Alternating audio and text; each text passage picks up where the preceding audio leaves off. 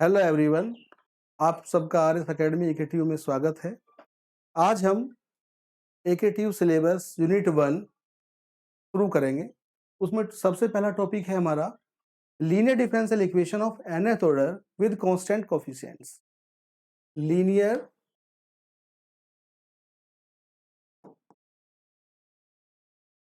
Differential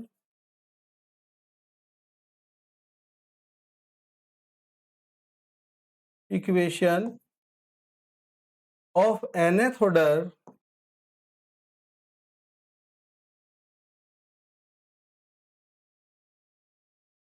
with constant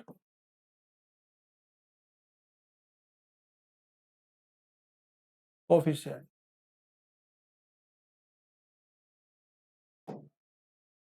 ये हमारा सबसे पहला टॉपिक है linear differential equation of nth order with constant coefficients. कोई भी इक्वेशन जो कि इस फॉर्मेट में हो, an equation of the form a0 dny by dxn plus an dn minus 1 y by dxn minus 1 plus a2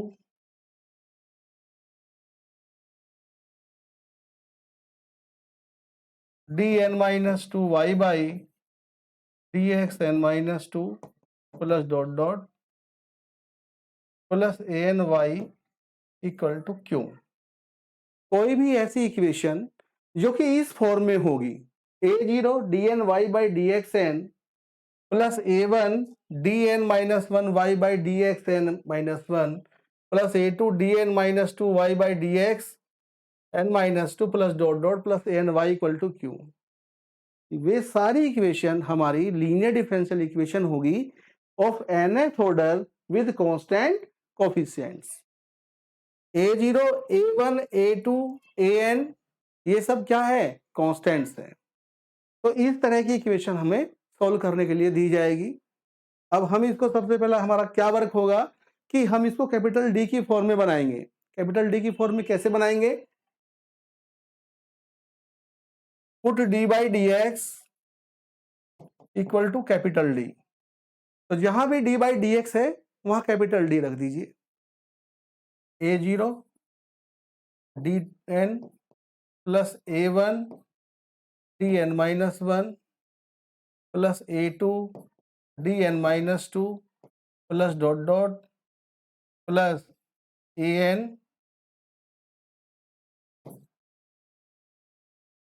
y equal to Q. ये equation बन गई हमारी कैपिटल डी में। एक तरह से हम इसे कह सकते हैं कि ये F D function of D है into y equal to capital Q. इस इक्वेशन को हमें सॉल्व करना है और इस टाइप की इक्वेशन का सॉल्यूशन होगा complete solution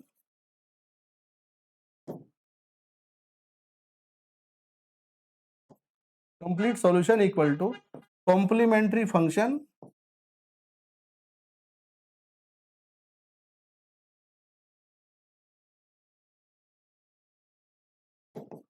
plus particular integral.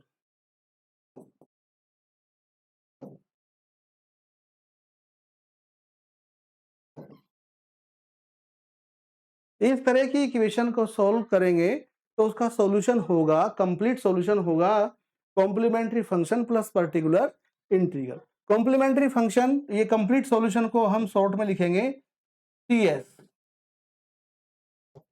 Complementary function को शॉर्ट में हम डिनोट करेंगे CF और पर्टिकुलर इंटीग्रल को बार बार पर्टिकुलर इंटीग्रल नहीं लिखेंगे, लिखेंगे हम PI। तो CS complete solution equal to CF plus PI। कोई भी क्वेश्चन है इस फॉर्मेट में है, इसमें चेंज करेंगे, डी में चेंज करेंगे और फिर इसका सॉल्यूशन होगा complementary function plus particular integral. अब कॉम्प्लीमेंट्री फंक्शन क्या है, पर्टिकुलर इंटीग्रल क्या है, कैसे फाइंड होगा, वो सब भी हमें पता होना चाहिए। तो next, to find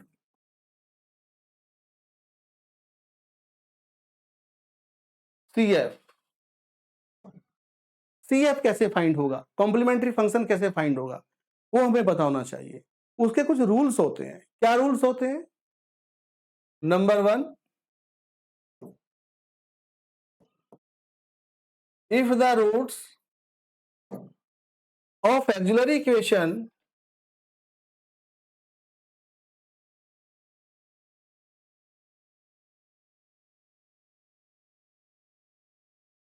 are real and different,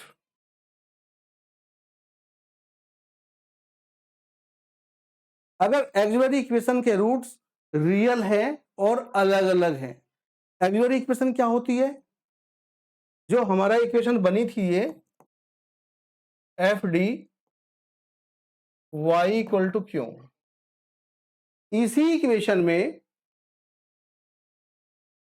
left hand side में जहां कैपिटल डी है वहां स्मॉल एम पुट किया जाएगा।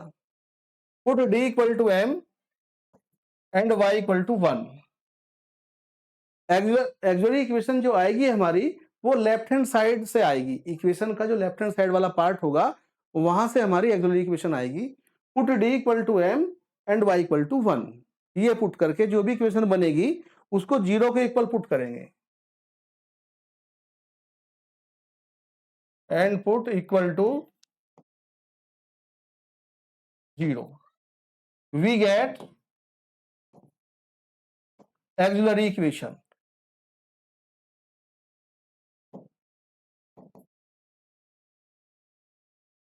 शॉर्ट में बार बार ऑक्सिलरी इक्वेशन ना लिख करके ए ही लिख देते हैं, ऑक्सिलरी इक्वेशन। अब वो डिपेंड करता है उस ऑक्सिलरी इक्वेशन के रूट पर। अब वो ऑक्सिलरी इक्वेशन हमारी फर्स्ट ऑर्डर की भी हो सकती है, सेकंड ऑर्डर की भी हो सकती है, थर्ड ऑर्डर की भी हो सकती है। अब आपको ये तो जानकारी होगी कि कोई भी इक्वेशन जितने ऑर्डर की होती है उसके उतने रूट्स आते हैं। तो अगर वो इक्वेशन हमने सॉल्व की, रूट्स फाइंड किए, तो वो रूट्स कैसे आए हमारे, रियल और डिफरेंट आए। दैट इज करके लिख दीजिए M1 M2। हमने माना कि वो इक्वेशन सेकंड ऑर्डर की है, तो सेकंड ऑर्डर की है तो 2 रूट्स आएंगे। एक रूट है M1, दूसरा रूट है M2। देन CF क्या हो जाएगा फिर? CF equal to C1 e to the power M1x plus C2 e to the power M2x, ये हो जाएगा CF। M1 जो भी आएगा वहां पे यहां रख देंगे वैल्यू, M2 जो भी आएगा यहां रख देंगे वैल्यू। किसी को भी M1 किसी को भी M2 कोई भी वैल्यू आगे पीछे हम लिख सकते हैं। तो ये हमारा CF हो जाएगा। Second, if the roots of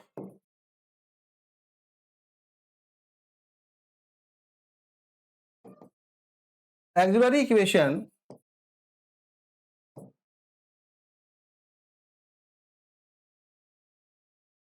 are real and equal, अगर इक्वेशन के रूट्स रियल है और इक्वल है। कभी कभी क्या होता है हम इक्वेशन सोल्व करते हैं और 2 रूट सेम आ जाते हैं या 3 रूट सेम आ जाते हैं। अगर रूट सेम आ जाते हैं तब हमने माना कि रूट्स पहला रूट भी m है और दूसरा रूट भी m है। इक्वेशन सेकंड ऑर्डर की है तो 2 रूट्स आएंगे और दोनों रूट्स क्या है, सेम है, m और m है। देन CF क्या होगा, C1 plus C2x e to the power mx, ये हो जाएगा। अगर 2 रूट सेम है तो CF ये बन जाएगा C1 plus C2x e to the power mx। m जो भी वैल्यू वहां पे आएगी वो यहां पुट हो जाएगी जहां m लिखा है फॉर्मूले में। तो ये आपको याद होना चाहिए, ये आपको याद होना चाहिए। Third, if the roots of auxiliary equation are imaginary,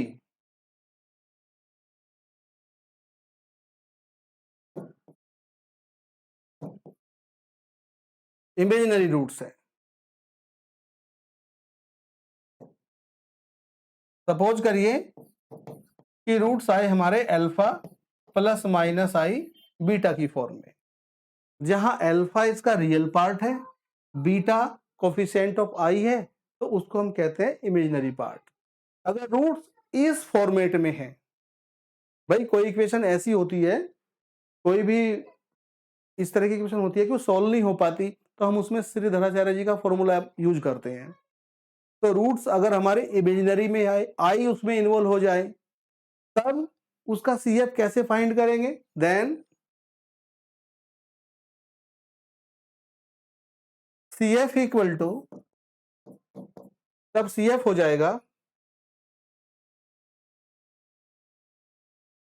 e to the power alpha x और ब्रैकेट में c1 cos beta x plus c2 sine beta x, ये हो जाएगा e to the power alpha x. ये जो real part है alpha, वो यहां पे आ जाएगा, और c1 cos beta x imaginary part का कोफिशिएंट बीटा से हमने डिनोट किया है, तो बीटा यहां पे आ जाएगा। तो इस फॉर्मूले में जहां अल्फा और बीटा है, वहां अल्फा और बीटा की केवल वैल्यू पुट करेंगे यहां से देख के, इक्वेशन को सॉल्व करके जो भी आएगा वो यहां पे पुट हो जाएगा, तो वो हो जाएगा हमारा इमेजिनरी रूट्स के लिए CF कॉम्प्लीमेंट्री फंक्शन।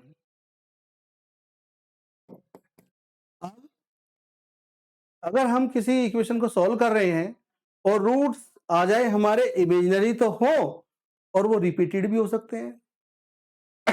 सपोज करिए इस तरह से आ जाए, कोई कोई क्वेश्चन ऐसा आ सकता है कि if the roots of auxiliary equation are imaginary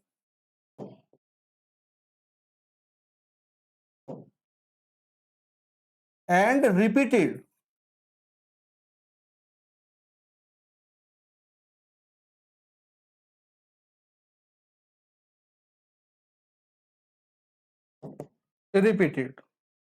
roots repeat हो रहे हो, देन तब CF क्या हो जाएगा? रूट्स अगर इस तरह से आ जाए alpha plus minus i beta, और ये 2 बार आ जाए, यानी कि इसका होल स्क्वायर आ जाए, तब CF क्या हो जाएगा? CF equal to e to the power alpha x और ब्रैकेट में हो जाएगा C1 plus C2 x cos beta x plus C3 plus C4 x और sine beta x.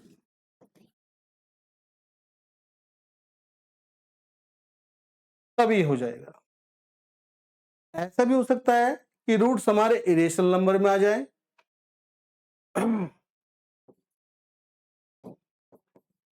If the roots of auxiliary equation are irrational, मतलब alpha plus minus root beta इस तरह के format में आ जाए, alpha plus minus root beta, then CF क्या बन जाएगा? e to the power alpha x C1 cos hyperbolic, तब रूट्स हमारे आ जाएंगे हाइपरबोलिक फंक्शन में, C1 cos hyperbolic root beta x plus C2 sine hyperbolic root beta x, तब ये बन जाएगा। तो इस तरह से ये 5 फॉर्मूले हैं कंप्लीट CF फाइंड करने के लिए, वन बाय वन करके हमने डिस्कस किया। जैसे अगर ऑक्सिलरी इक्वेशन के रूट्स हमारे क्या है, रियल और डिफरेंट, तब CF क्या होगा, C1 e to the power m1x plus C2 e to the power m2x। पहला रूट यहां जाएगा, दूसरा रूट यहां जाएगा। तो ये अगर फॉर्मूला याद है हमारे, तो फिर तो वैल्यू पुट करने में कोई प्रॉब्लम ही नहीं है। Second, if the roots of auxiliary equation are real and equal. कभी कभी क्या है, हम इक्वेशन को सोल्व करते हैं और टू रूट्स हमारे सेम आ जाते हैं, उस सिचुएशन में तब CF क्या लिखा जाएगा, C1 प्लस C2x और e to the power mx। तो ये m क्या है, वो रूट है, वो यहां आ जाएगा। m की वैल्यू अगर हमें पता है और ये फॉर्मूला पता है तो यहां रख देंगे। थर्ड क्या है, if the roots of auxiliary equation are imaginary. हर बार रूट्स नहीं फाइंड हो पाएंगे, तो कुछ रूट्स ऐसे होंगे जो इमेजिनरी आएंगे, जिसमें i इन्वॉल्व होगा, जो कि इस फॉर्मेट में होंगे, alpha plus minus i beta की फॉर्म में होंगे।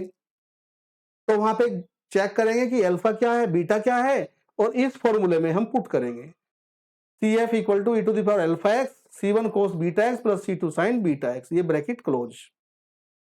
अल्फा जो है वो यहां वैल्यू पुट हो जाएगी, बीटा की वैल्यू यहां पुट हो जाएगी, यहां पुट हो जाएगी, बाकी सब सेम। ये C1 C2 ये सब क्या है, ये है आर्बिट्रेरी कांस्टेंट्स।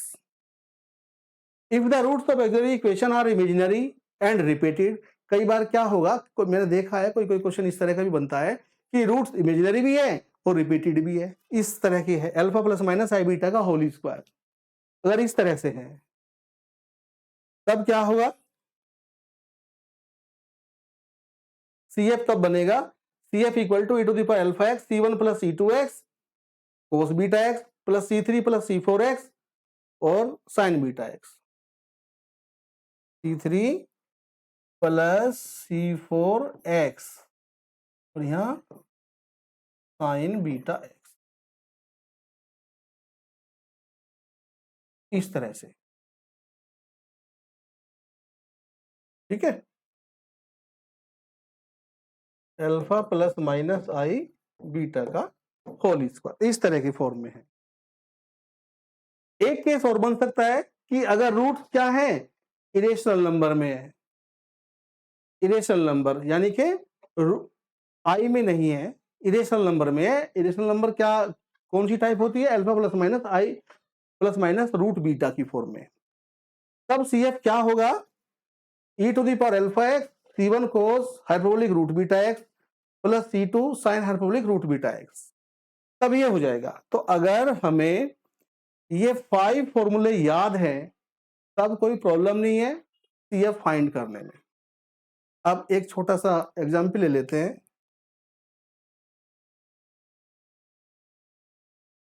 क्वेश्चन है हमारा, solve d square plus 1 into y equal to 0, ये सोल्व करना है। जैसे कि मैंने बताया था आपको कि कोई भी डिफरेंशियल इक्वेशन हमें सोल्व करने के लिए दी गई है, वो कैपिटल D की फॉर्म में भी हो सकती है और d बाई dx की फॉर्म में भी हो सकती है। तो ये हमें कैपिटल D की फॉर्म में दे दी, इसको सोल्व करिए, तो एक स्टेप हमारा कम हो जाता है सॉल्यूशन का, क्योंकि नहीं तो कैपिटल D की फॉर्म में हमें कन्वर्ट करनी पड़ती। अब ये ऑलरेडी कन्वर्ट हुई है, तो कैसे सोल्व करेंगे, सभी ध्यान देंगे। जो दी हुई इक्वेशन है सबसे पहले वो लिखिए, गिवन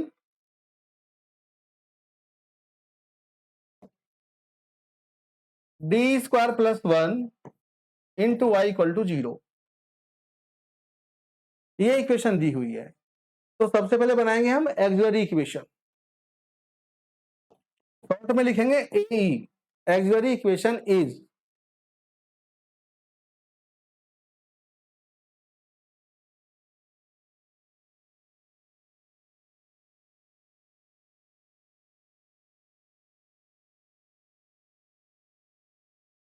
ऑक्सिलरी इक्वेशन कैसे लिखेंगे, capital D equal to m put करते हैं, तो m स्क्वायर, और y को 1 पुट करेंगे और उसके रखेंगे 0 के बराबर। Auxiliary equation left hand side से ही फाइंड होती है, केवल लेफ्ट हैंड साइड का ही रोल होता है, और लेफ्ट हैंड किसी भी इक्वेशन के लिए लेफ्ट हैंड साइड में जहां कैपिटल डी है वहां एम पुट हो जाएगा और जहां वाई है वहां 1 पुट हो जाएगा और इक्वल टू पुट करेंगे इसको 0 के। तो ये बन गई हमारी ऑक्सिलरी इक्वेशन। अब इसके रूट फाइंड करने हैं। तो M square plus 1 equal to 0, this implies that M square equal to -1, this implies that M equal to plus minus root -1।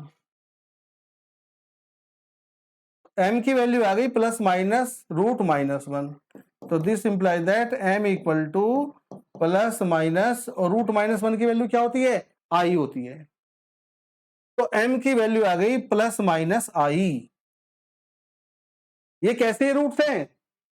m equal to plus minus i, imaginary roots. किस format में है ये? जैसे मैंने बताया था आपको, alpha plus minus i beta की फॉर्म में।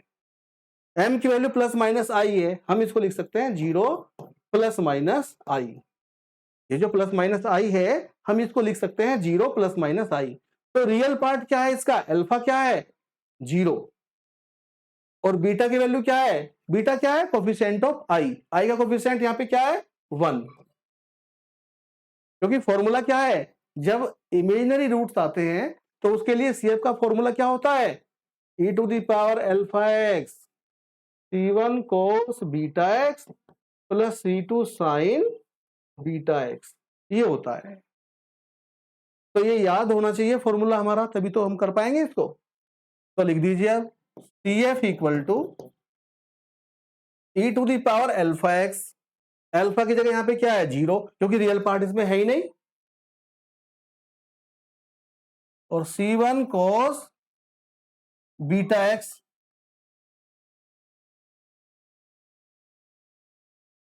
तो c1 cos बीटा क्या है? कोफिशिएंट ऑफ आई होता है बीटा, यहां पे 1 है, तो c1 cos x plus c2 sin x, ये बन जाएगा हमारा CF। और किसी भी इक्वेशन का सॉल्यूशन होता है CF प्लस PI। अब PI तो हमने सीखा ही नहीं कैसे फाइंड होगा, लेकिन अगर किसी इक्वेशन के राइट हैंड साइड में 0 है तो उसका PI हम डायरेक्ट 0 लिख सकते हैं, PI इक्वल टू 0। और complete solution CF plus PI। Complete solution किसका? इक्वेशन किसकी है ये? y की। यहां पे जो लिखा होता है ना उसकी इक्वेशन होती है। तो सॉल्यूशन किसका आएगा? y का, तो यहां पे y आ जाएगा। CF की वैल्यू क्या है? e to the power 0x। e to the power 0x तो लिखो या ना लिखिए, क्योंकि उसकी वैल्यू 1 होती है। तो c1 cos x plus c2 sin x और प्लस 0, तो y equal to c1 cos x plus c2 sin x is required solution, is required solution where c1 c2 are arbitrary constants. ये भी जरूर लिखना है आपको, क्योंकि c1 c2 क्या है? आपने ऐसे कैसे लिख दिया? क्या है ये? लिख दीजिए यहां पे where c1 c2 are arbitrary constants. इस तरह से हमें क्वेश्चन करना है। समझता हूं कुछ क्लियर हुआ होगा। नेक्स्ट क्वेश्चन और ले लीजिए इस तरह का ही। सपोज करिए ये सब वे क्वेश्चन है जो यूनिवर्सिटी एग्जाम में आए हुए हैं, रिपीटेड है, AKTU यूनिवर्सिटी में सब रिपीटेड क्वेश्चन है ये। जैसे नेक्स्ट क्वेश्चन है हमारा d2y by dx2 minus y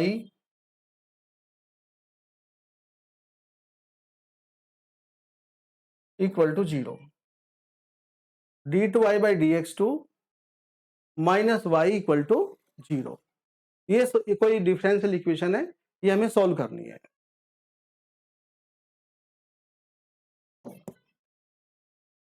अब ये इक्वेशन जो दी हुई है ये तो dy by dx की फॉर्म में है। सॉल्व करेंगे तो इसको सबसे पहले स्टेप क्या होगा? कैपिटल डी की फॉर्म में सॉल्व करिए इसको पहले। तो सबसे पहला स्टेप क्या होगा? कैपिटल डी की फॉर्म में लिखिए।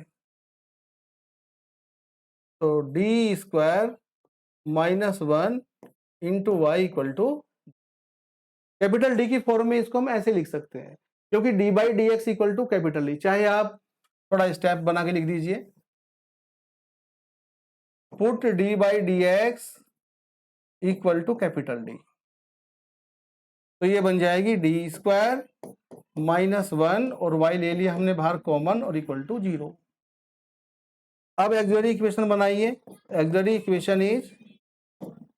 इक्वेशन जब बनाते हैं तो क्या करते हैं, D square equal to m put करते हैं, तो M square minus 1 equal to 0। अब ये एक्सिलरी इक्वेशन बन गई हमारी m square minus 1 equal to 0।